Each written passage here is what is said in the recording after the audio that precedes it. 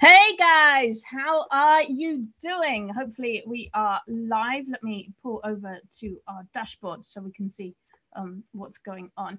How is everybody doing today? We are back from Las Vegas. ASD. Yay, there we are. I see us. Awesome. Hope you guys are all doing well today. Let me get the chat working so I can make sure that we are all there. That you can see us okay, you can hear us, and hopefully everything is good. So a very big warm welcome to the Tangent Show. We are live from, well, where are we today? It looks like Las Vegas. Okay.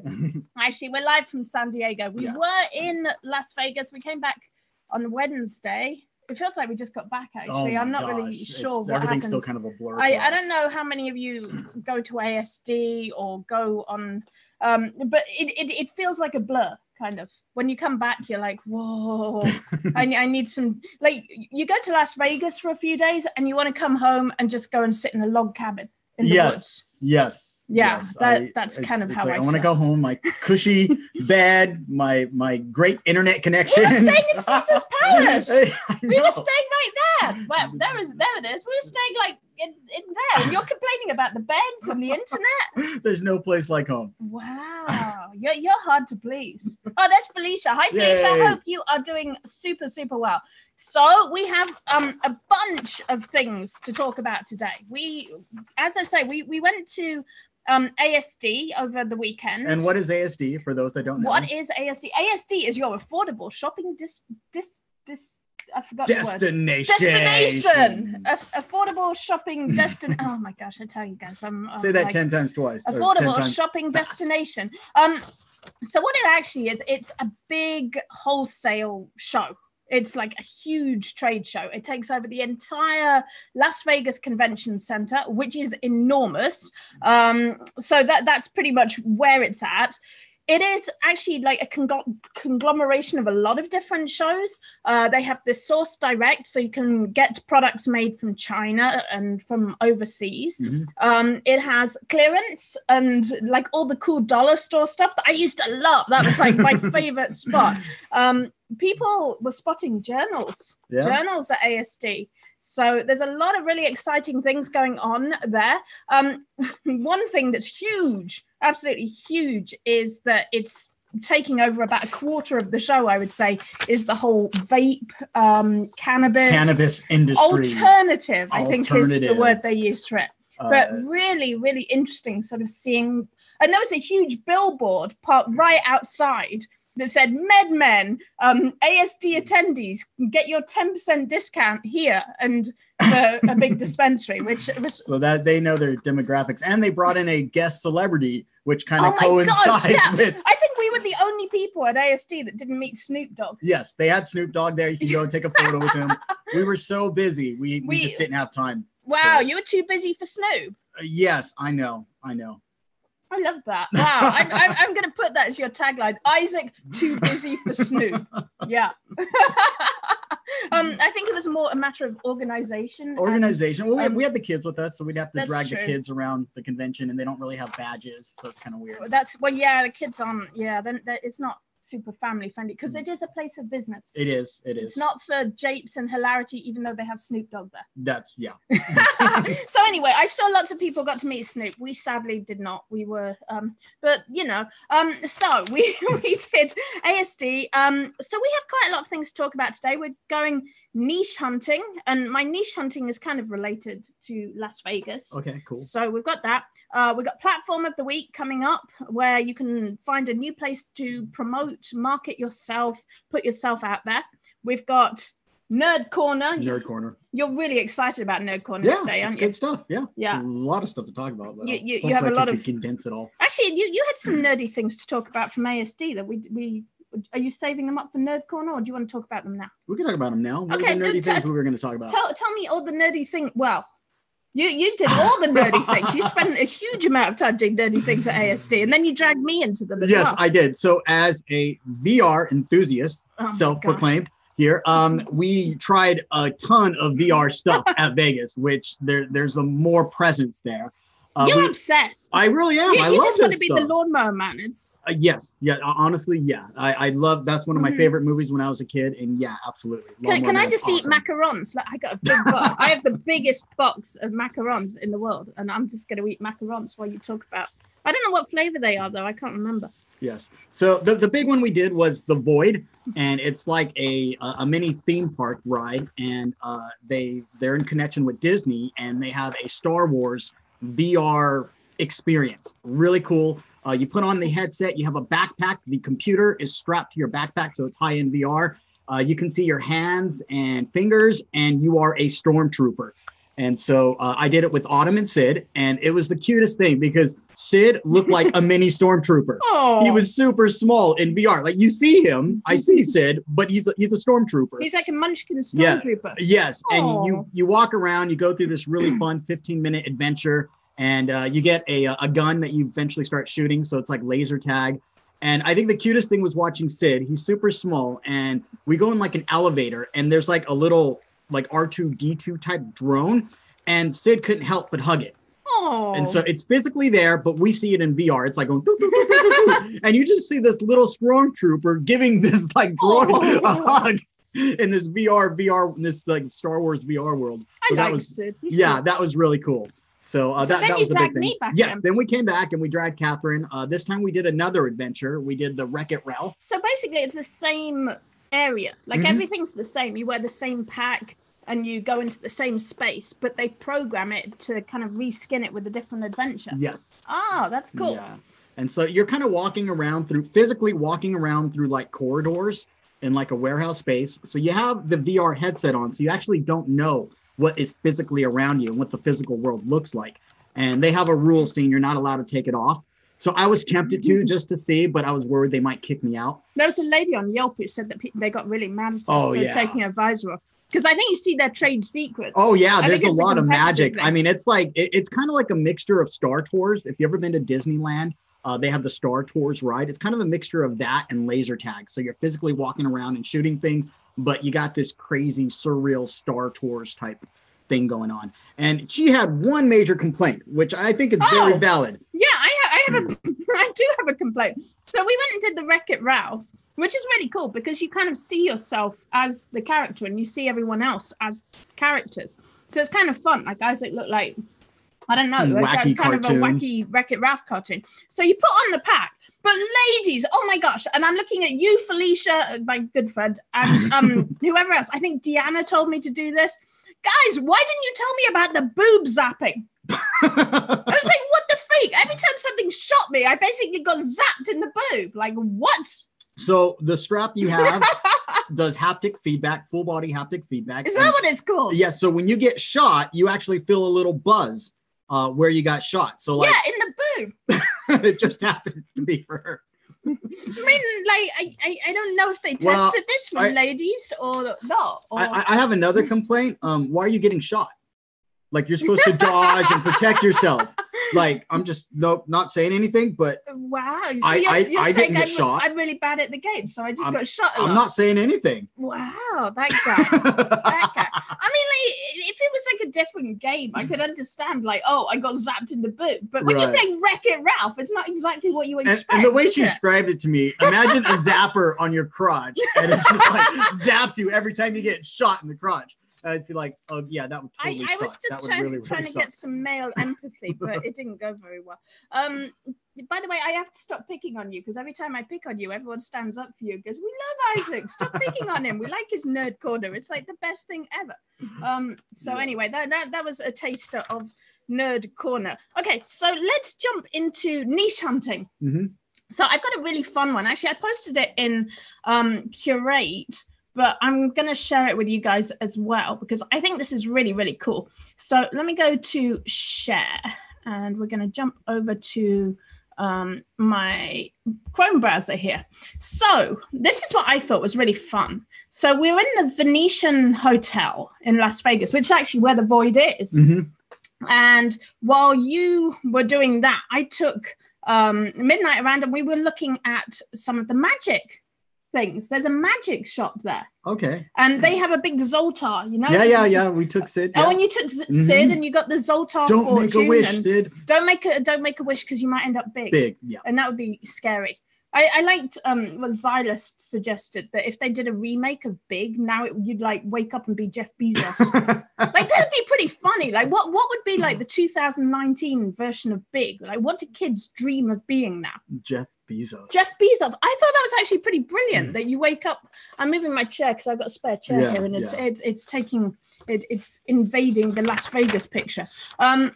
But yeah, I thought that was a really clever idea. Like thinking about how you do a remake of a movie like Big. I thought it might be kind of fun if you woke up as like Mark Zuckerberg as well. And suddenly you like imagine like a little YouTuber kid, and then he wakes up and he's like Mark Zuckerberg, and suddenly he can broadcast to the world. That would be pretty cool. Hey guys. Yeah. So anyway, magic is my niche of the week. So this is a picture I took in the magic shop. And here's a couple more that I thought were interesting. So what they do is they package up magic tricks and they sell these. And this one made me laugh because I started looking at these and I'm like, looks like some public domain action going on here. The CIA lockpicking field operative training manual. Yeah, look what I found.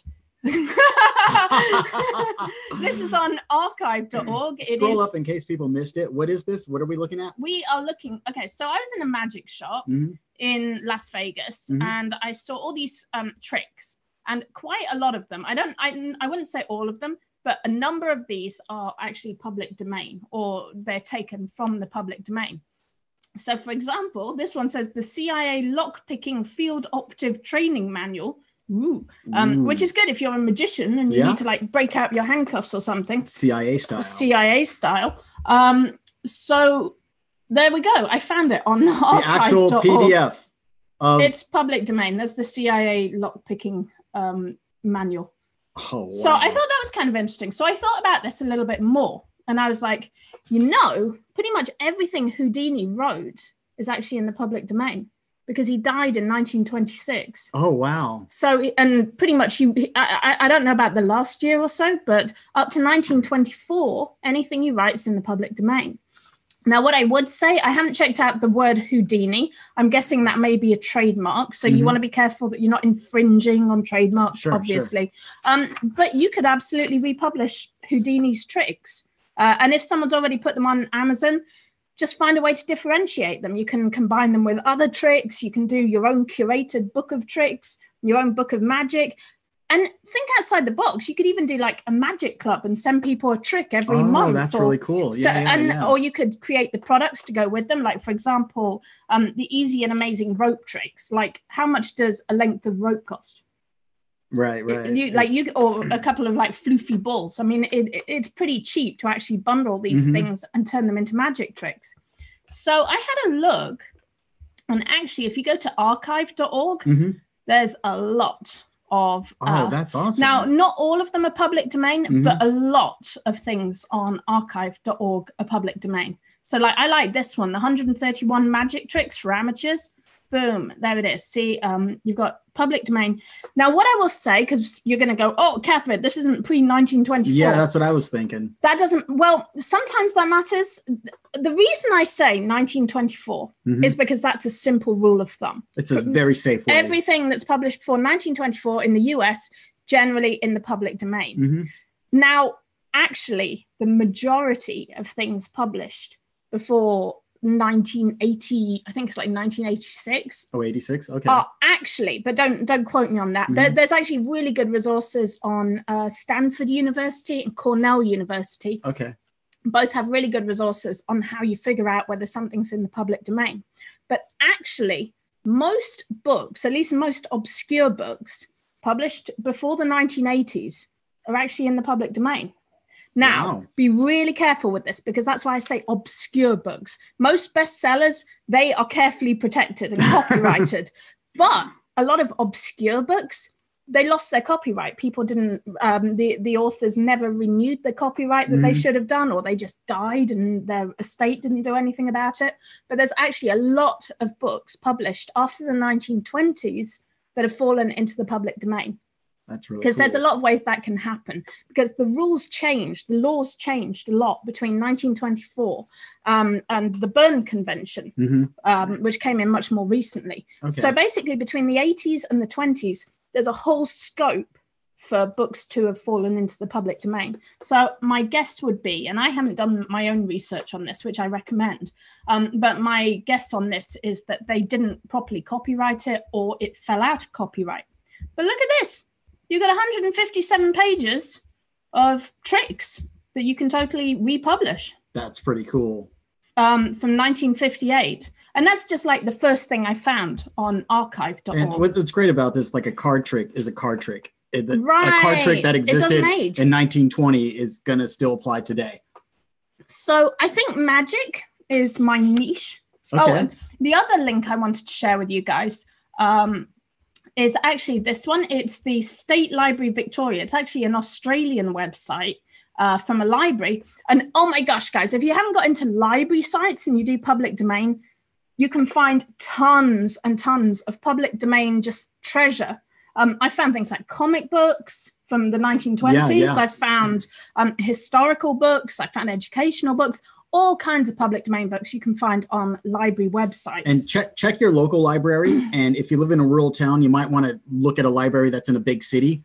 I know San Diego's library is awesome. Yeah. New York, Chicago, like check out the big city libraries and you'll find thousands of books, public domain artworks, all kinds of stuff.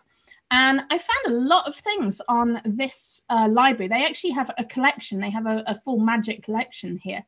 So you can sort through it pretty well. You can find public domain things. Like, for example, I was just browsing through and I found this one, the Sensational Spirit Cabinet. And it looks pretty low budget, right? But, I mean, someone took the time to like publish this. It was high tech back in the day. But someone took the time to publish this. And what you could do is go and look for various cabinet tricks. And there's some magicians that love cabinet tricks. They just want to lock themselves in boxes, which is understandable. But, you know, so there you go. Magic is my thing. Pretty cool. So you think about how you can find public domain magic tricks. The other thing, guys, these are cool. So this is from Public Domain Review. These are pictures. So Isaac, I think we need to get into this. Like, I think this would be pretty cool. Can you like levitate me, like, just like, and don't say I need to stop eating macarons. He's like an evil Sith Lord, like. Like, isn't that cool? So you could totally take self-decapitation. That sounds like a healthy idea. Wow. Just put your head back on. This is what they did before Photoshop. This one, like, what's going on there? That's pretty metal. It's like devils and like. Whoa. So I think there's a lot of, this is cool. I love this. So you can use these images for all kinds of things. You could, and like, think outside the box. You can put these on, like, I don't know, boxes of soap, on candles. Like, you can niche anything. You can turn them into jewelry. Like, you can make pendants out. Like, there's a lot of things you can do with images like these. So again, public domain. I feel like the 1910s, around 1900. That was kind of the golden age for magic, which is amazing for us because public domain. Yeah, so that's really cool. There we go. My niche hunting for this week is magic. So there were some ideas about magic. So do you want to jump in? Oh, I didn't get your link, Isaac, but I can find it while you talk. Okay, yeah, sure. So let's do Nerd Corner. Yay. All right. So recently we had the Game Developers Conference. It's an annual event that just talks about video games, and all kinds of different companies, corporations, they show up to show off what technology they're working on in the gaming industry. Now, I have a theory that we are rapidly moving into a gaming culture. Everything is going to revolve around games. You know, we had a funny conversation this morning because we were talking about what to do for Autumn's 18th birthday. Yes. And I said, well, what should we get her? And it was like, well, probably video games. Yeah. And we were talking about what did we get for our 18th birthday? And we were like, probably video games. Yeah, yeah. And I thought about this. I was like, you know, what I used to buy when I was 18 was pretty much makeup and video games. And I'm like, what do I buy now? make up a video game. Like nothing changed. All these years later. So I think it's permeating our culture even more so. The technology is improving. Esports is becoming a very big thing. You look at the top channels on YouTube, they're all gaming channels.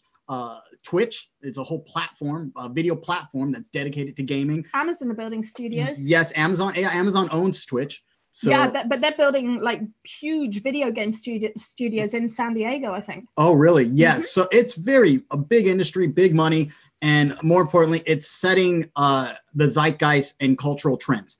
So with this event, Google came out and they announced Google Stadia. I believe I pronounced that correctly. Is it Stadia?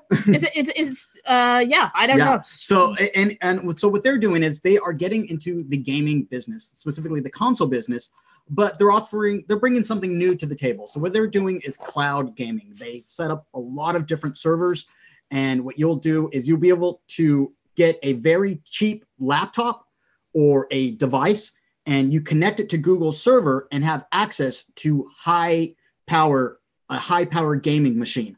And they're saying this is going to be more powerful than like an Xbox, the most powerful Xbox. So it's really cool. They haven't gave a lot of details other than they're working on it. The other interesting thing, Google owns YouTube, so they're going to integrate this with YouTube, which means that influencers, people with like large followers on YouTube, can actually start their own gaming servers, and their audience can game with them. Well, okay, so it's Google Stadia, Stadia. If you want to learn about Google, it's Google Stadia. Google Stadia. Yeah. Yes, and so now it's really interesting seeing Google get on board and their take on it. It's very similar to what I mentioned a couple of tangent shows ago about cloud gaming with Shadow Tech. So brief us quickly again on what was Shadow Tech. So Shadow Tech is an online gaming service that you can purchase right now. It's $35 a month. And what they do is they give you access to a high power gaming PC. And you can, what they do is they do all the processing, all the 3D models and all the graphics involved with processing it.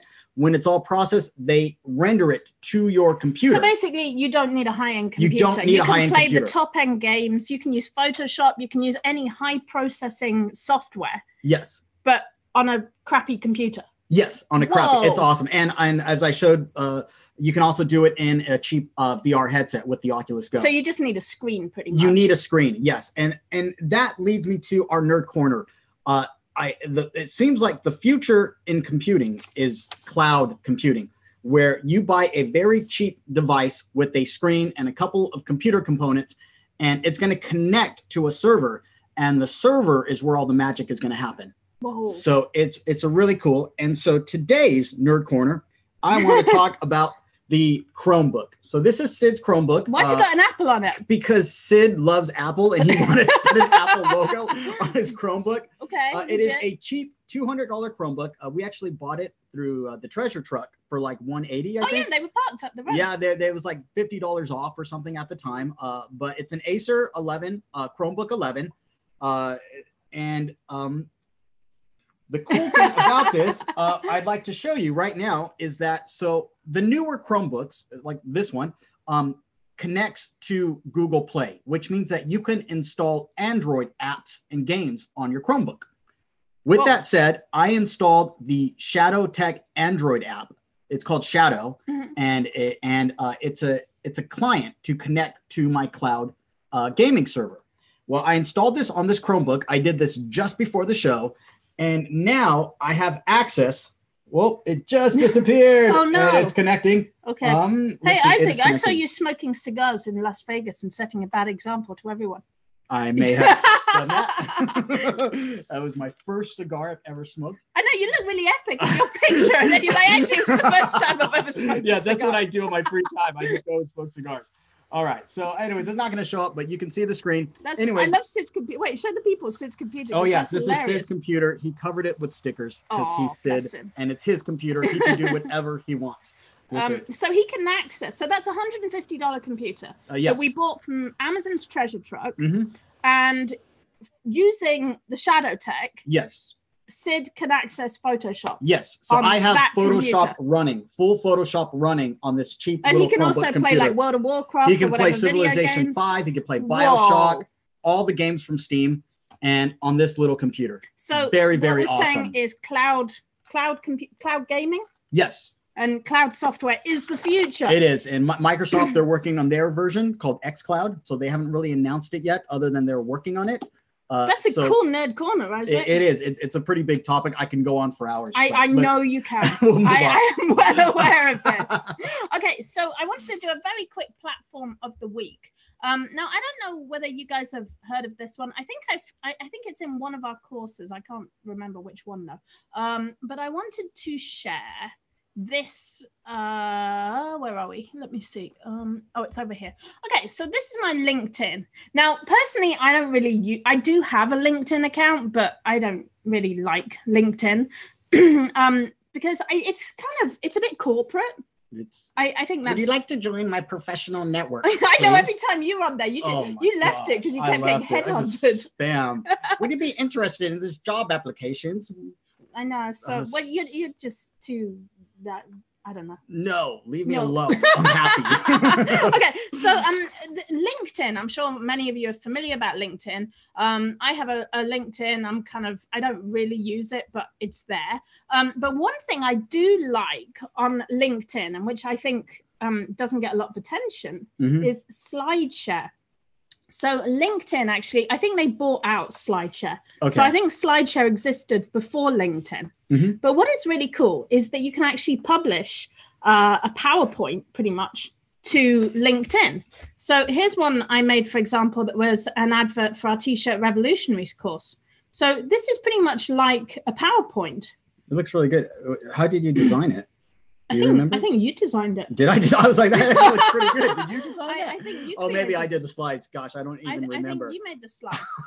But what's really cool is they also want you to attach YouTube videos, so you get like extra points really cool. And extra views. I think if you include a YouTube video. So I have a YouTube video at the end there.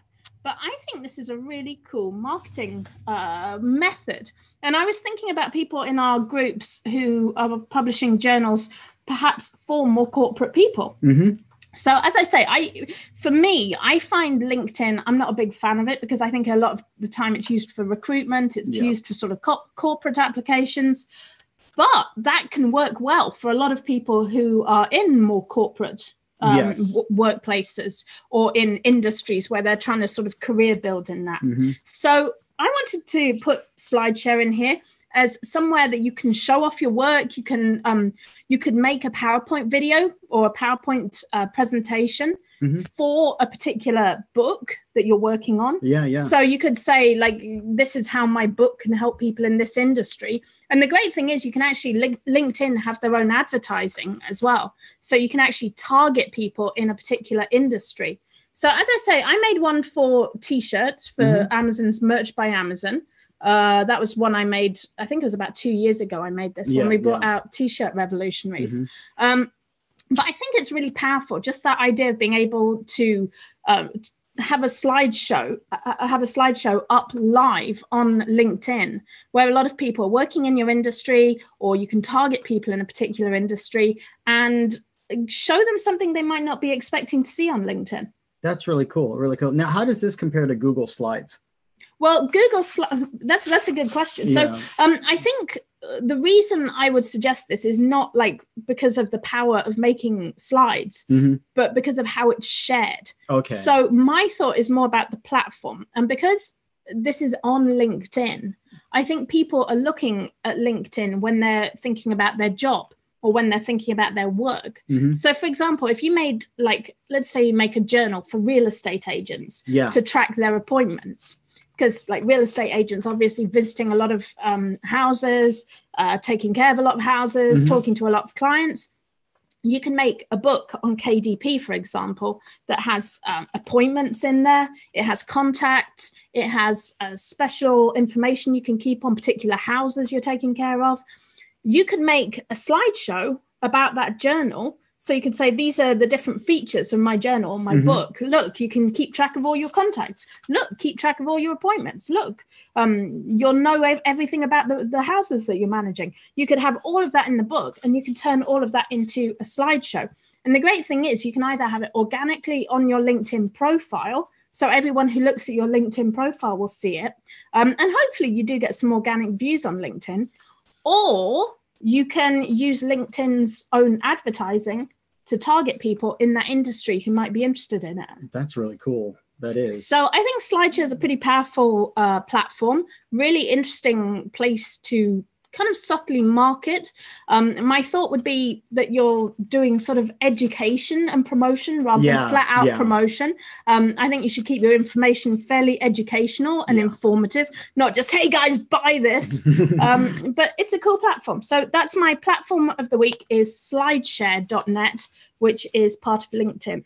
Really cool. Really cool. Okay. So that was my share there. So what have we got left? Oh, wait, I got Bobcat things. Oh, cool. Yeah, cool. I just checked the mail. More Bobcat. Okay, so I've been doing Bobcat in a box. And every week we share the amazing treasures that come from Bobcat in a box. And for those of you who have missed the previous Tangent shows, Bobcat in a Box is a subscription service that you sign up for. I pay them $20 a month. I think you can sign up for $14 a month, but you can give them a little bit extra if you want more parcels. Okay. And what happens is you give them some keywords and their robots go shopping for you. So they go to Alibaba, they go to Wish, they go to wherever it is they go, and they try and buy you things that they think you'll like. So it's basically like a personal robot shopper. And I must say that some of the stuff we've had to date has been mediocre. But let's do this. So I've got 2 parcels. I'm going to open these live on air. I haven't opened these yet. Okay. And I have a knife, so look out. Okay, so here's the first one. Are we ready for this? What is this? I have no idea what this is. It's a little baggie with black It's stuff. a little baggie full of little black things. Oh, you want to know what they are? What are they? It says on the packet what they are. Oh, cool. Oh my gosh. Yeah, this is great. Let's hold it up. So it looks like glitter. It looks like glitter. It's completely loose. They're like little diamonds. Okay, what these are? Nail art decoration. Oh. So I think you get glue and you stick them on your nails. Oh my gosh. So that's really useful. Hide this from the kids. This is going to leave such a huge mess. All right, okay, look, are we ready for this? Are we going to open up the second one and see what the robots have bought for me? It's not a huge success rate so far. Right. I think we may have to not do Bobcat for much longer, but it's fun. Oh wait, this is a good one. This is really exciting. Okay, are we ready? Do you know what this is? It's a camera cleaning cloth. Okay, this is nerdy. Here we go. I need this for my VR headsets. I lost my microfiber cloth. So I'm actually going to be using this. Wow. So they actually said something useful. Yeah, it's one of these lame things that I need. I tell myself when I need it, I'm going to buy it, but I never actually buy it. It's actually something I need. So Bobcat knows. Wow, that's actually pretty cool. I think Bobcat's buying stuff for you more than me. It's like guitar parts and like lens cleaners and wow. Okay, yeah, because the lenses they get a little greasy over time. I'm really not sure it's worth $20 a month from what I've received so far, but it's fun. So that's good. Okay, so let's move on. Oh, okay, so we've got cool stuff. Yes. Oh, we also have the big debate as well. Okay. We've got to move on because time is of the essence. Mm-hmm. So okay, let's go back to our share. So I wanted to share this. I think this is kind of a niche. And you know how everyone's obsessed with mandalas? Yes. Oh, so there's a lot of things. We talked about labyrinths. Mm-hmm. Last week, was it last week or the week before? We talked about labyrinths and sacred labyrinths. I think we talked about 2 weeks ago. I think it was 2 weeks ago. And then last week, you bought a book. We kind of recapped a bit. So there's labyrinths. A lot of people are into labyrinths. Mandalas are huge. Like, you know how coloring books, everyone's just all about mandala coloring books. Well, I stumbled upon a really interesting thing called yantra.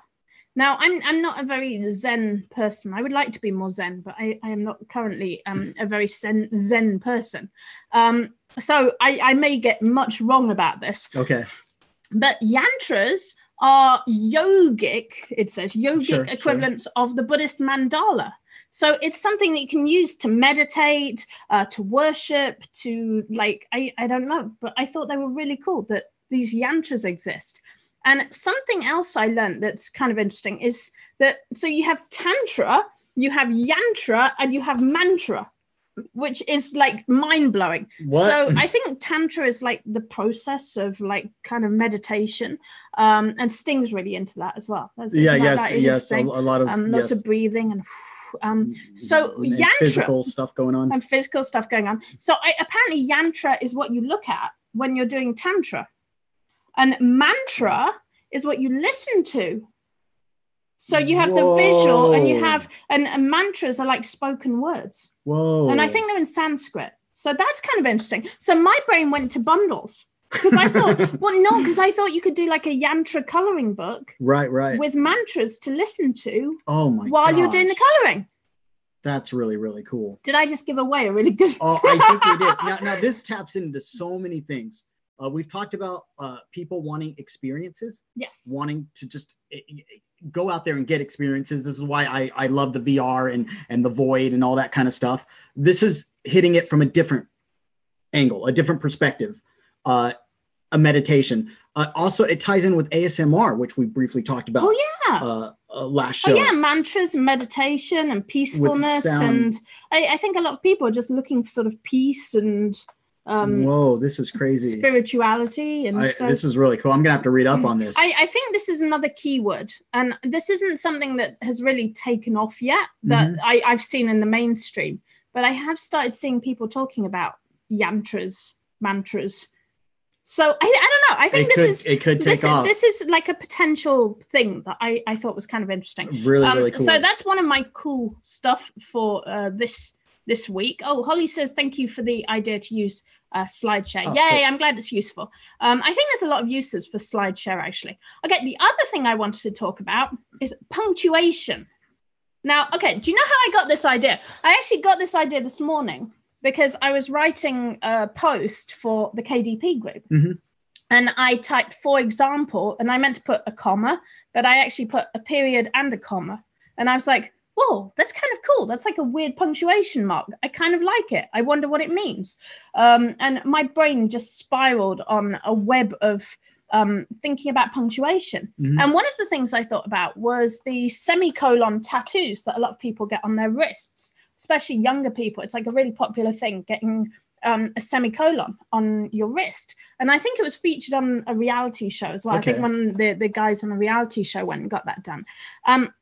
And what the semicolon represents is that in literature or in writing, an author can end a sentence, but a semicolon is when they decide not to end a sentence and add an additional thought. Okay. So it's like a sentence that doesn't stop. It's like there's a break and then the author adds a second thought to it. And a lot of teenagers and younger people looked at a semicolon and said, well, this is a really good representation of when you consider or attempt suicide, but then you continue, you don't go through with it, or you are stopped somehow, and you realize life goes on. So it's like the semicolon represents that place where you could have stopped, but didn't, and you continue. So I got really into the idea of how you could use punctuation to represent different things. And I found this awesome suggestion or this awesome article on Reader's Digest, funnily enough, that has a lot of little known punctuation marks. And I think some of these are absolutely ripe for bringing into your journals, for bringing into your writing, for creating systems, for creating symbolism around them. But check it out. There's an irony mark. Is this like a precursor to emojis? Yes. Check it out. Mid 1800s. So if you're going to say something ironic, and what's interesting is they put it before a sentence, so you can use your sarcastic. Hey. Like, it kind of tells you, like, yeah, this bit's about to be sort of ironic or like deliver it in this sort of way. There's a snark mark. A snark mark. This is great. There's a Commentation Mark, which is the ending to a rhetorical question. Okay. So yeah, don't give me an answer. And this was in the late 1500s. So like, am I right or am I right? That's a great question. My friend got upset with me for using that the other day. Because I said, what did I say? I said the worst question. Oh my gosh, you know what my pet peeve is? When someone messages me and they go, can I ask you a question? Or they say, can we talk? Or do you have a moment? I'm like, just tell me what you want to talk about. Like, that drives me nuts. No, I usually ignore people that do that because it just, I feel like. But what if the person's really shy and they don't know if they should approach you or not? They know you're super busy and they're like, please, can I talk to you? I'm just mean. I'm just evil and horrible. No, you know what? It never is though, because if someone actually has something to say, they usually go, "Hey, Catherine, really excited." Like they usually, right? It's like just get to the point. It's almost like my spider senses. Oh, and 9 times out of 10, like when I click on their profile, I'm like, "Who are you?" It says like internet marketer, and I'm like, "Oh, here we go." Yeah, it's like a time. It's like a timeshare person. Oh my gosh, they're getting worse and worse in Las Vegas. So you're walking around the casino, and one woman literally jumped in front of us like this. I went, hey, and we kind of had to walk around, and she's going, how long are you guys here for? Where are you from? And we're like, yeah, we're going. Who Bye-bye. are you? Why are you talking to us? But anyway, so I said I don't like it when people say, can I ask you a question? I'm like, you just did ask the question. Get to it. Get it. Well, because you know that the question is usually like, hey, I've got something. Can you promote this for me? And it's like, okay. It's a win-win for both of us. Yeah, okay. So I don't know. I sound horrible. I'm not that horrible. Seriously, guys, if you got a question, send it to me. But just don't ask me if you can ask a question. Just say, Catherine, I've got a question about, or say, here's my question about such and such. That's like, tell me what it's about, because that's nice. Oh yeah, what was I talking about? Punctuation. I got lost. Love points. Love points. Okay, so this is a good one. I love this one. It's like a heart. It's basically like an emoji, just as you said.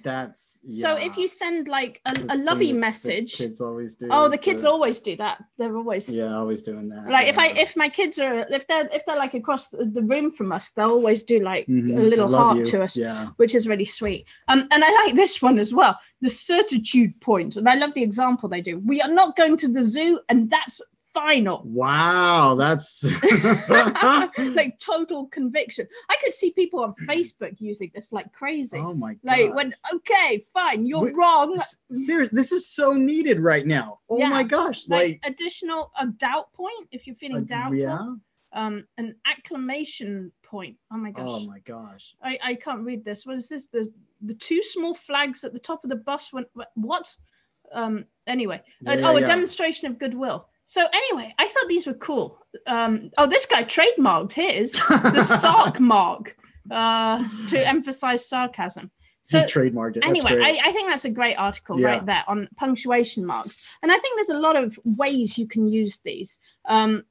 You can use them like, I don't know, maybe try and make them popular on Facebook, or you can use them on covers of your books. You can use them. I was thinking to create things like bullet journals, to create your own bullets or your own ideas there. But I think use your creativity, use your sort of imagination.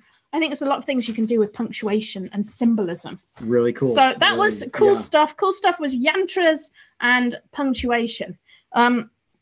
Okay, so last thing I wanted to talk about, we were going to do, is have a big debate. What is the big debate? Are you ready for a fight, Isaac? Because it's the big debate. You're okay. What is this debate about? It's good. It's a good debate. Okay, so the big question today, should we be truthful about negative feelings? Say what? Okay, let me explain.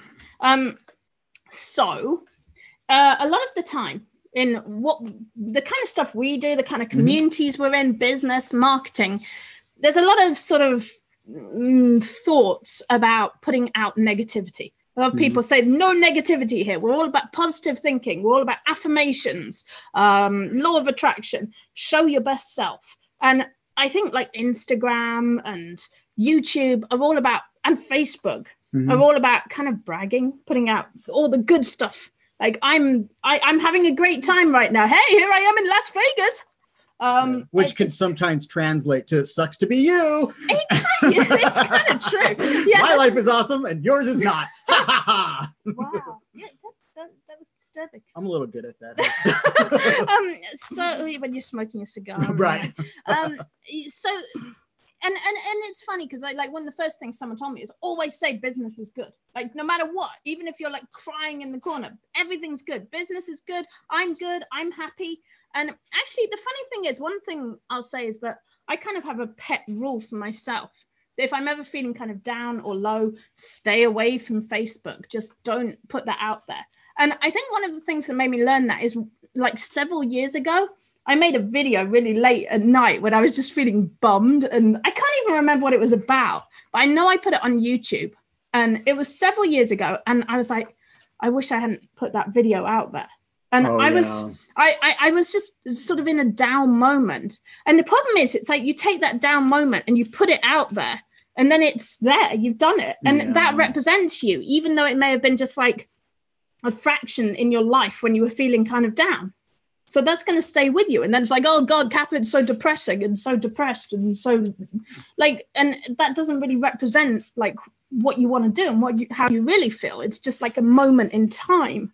So for me personally, I try and make a purposeful decision that if I'm feeling kind of low or sad, that I stay away from social media, because I feel like it's not the place for me to do that.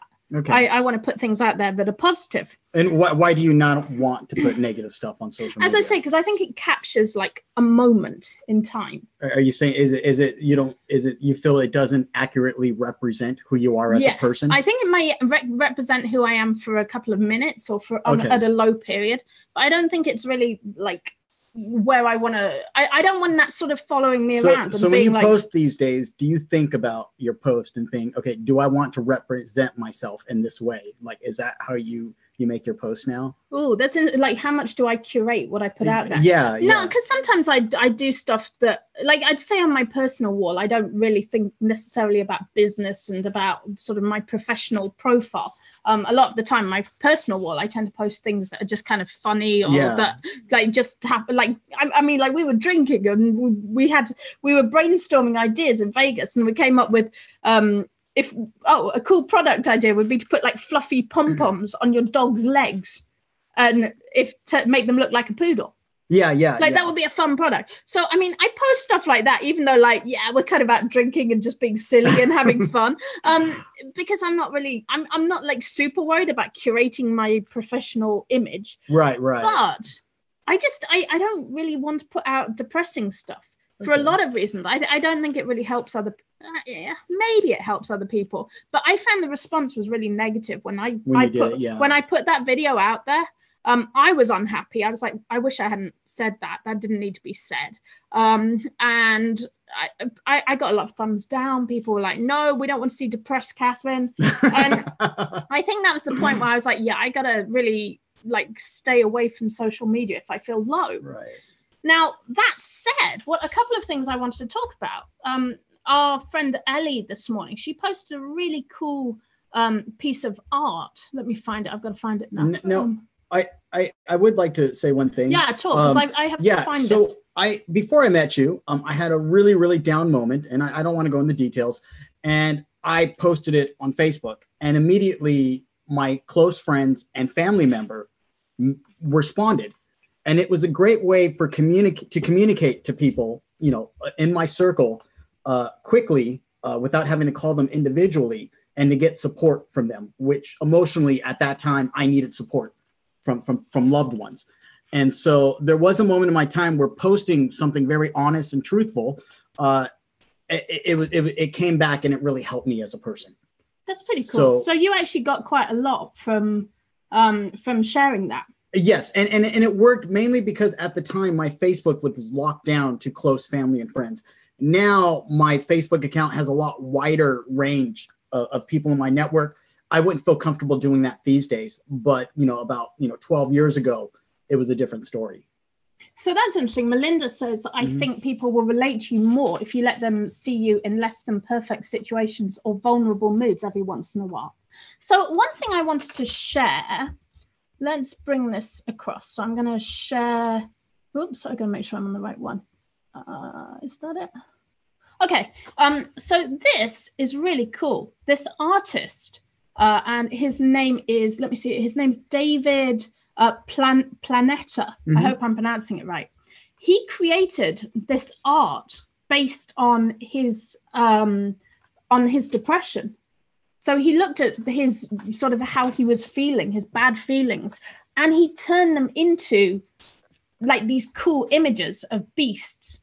Like, check this out. Isn't that cool? That's really, really cool. So he actually found a way to sort of take those sort of negative feelings, those down feelings, and turn them into something creative. And another thing I was thinking about with this was panda planners. So the guy who created panda planners, and they're like a really popular type of planner, he created those to deal with his own anxiety and depression that was caused by some of the illnesses he had. And he turned it into a product. And I think the reason he could do that is because it's like a connection with people. Like, we connect with people on a really emotional level. And I think if you can actually be authentic about your feelings and actually look at the truth behind your feelings, then you can actually turn those into products that other people are going to identify with. So it's kind of like that blend of art and business. So like one of the things we say on the show a lot is that business is about making things other people like. Art is about making things that you like. And if you can find that sort of connection in the middle, that's where you're going to be happiest and most successful. And I think this is like a really like powerful way of doing that, because you're connecting through emotion. So it's something that's very personal to you, but also that's very personal and powerful for your they can audience. connect with it, and identify with it. Yes, absolutely. So I think there's a lot of like, I think this is the interesting thing, that there's like a way of sharing negative feelings and spinning them into something that's more positive, or that's more productive. Because I think my problem with like putting out negativity, and actually now I think about it a little bit more, I think the problem I have with putting out negative stuff on social media is that it can be really destructive. It can like drag everyone down. Whereas if you share like positive things, then everyone kind of gets inspired, and it can bring you out of a mood.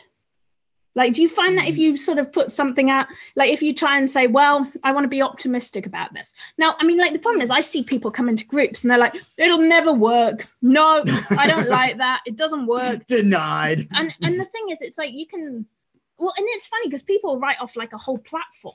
They'll say like, no, Facebook doesn't work. Can't sell anything on Facebook. We don't even try. Don't waste your time on Facebook. No, Amazon's dead. No, YouTube doesn't work. No one's watching. Like the problem is you can kind of talk your way out of anything. On the other hand, it's like anything can work if you sort of stay positive and persevere and get creative with it. So that's kind of, I don't know, my feeling on negativity is that you can actually use negativity and negative feelings to connect with your audience and to reach out to people. Now, the one thing is, I think there's a line between being honest and authentic. You don't want to be a fake character.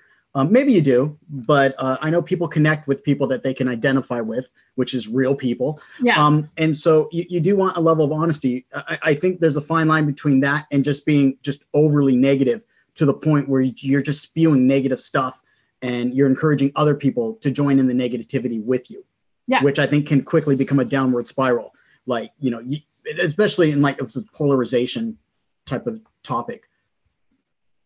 Cool. Okay, so have we? I think we've gone through everything. Are we?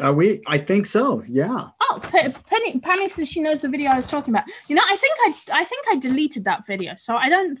I hope I did. I don't think it's there anymore. But maybe I have another negative video. I don't know. No, I think there's something to be said. I think. I don't know. We'll save that for another week. But yeah, okay. So that was a packed show. We talked about a lot of things.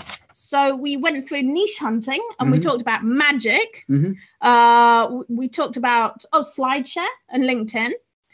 We did cool stuff. So for cool stuff, we did yantra, mantras, and we did punctuation. So that was pretty cool. We found a new punctuation mark. So punctuation marks you didn't know you could be using. Then we had Nerd Corner. Yes. So Nerd Corner, we were talking about Chromebooks and cloud gaming. And cloud gaming, yes. And how you can use a Chromebook to access the cloud. So yes. we talked about Google Stadia, which is their new cloud gaming service.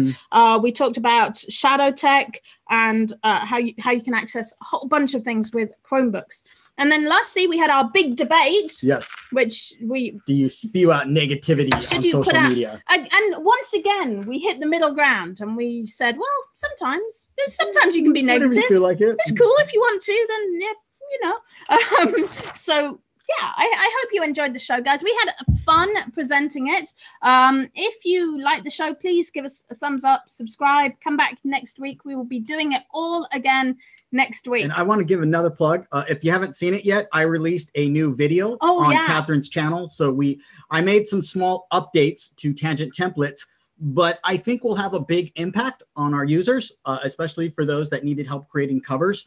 And so I created a full walkthrough on creating a print-ready cover using either Photoshop or Canva, along with Tangent Templates and the updates. So you can check out Catherine's channel, the channel you're on right now, and you'll see my new video. Cool. I love that. That's like my favorite video now. It's such a good video because it makes it so easy to just create a book and get it out there.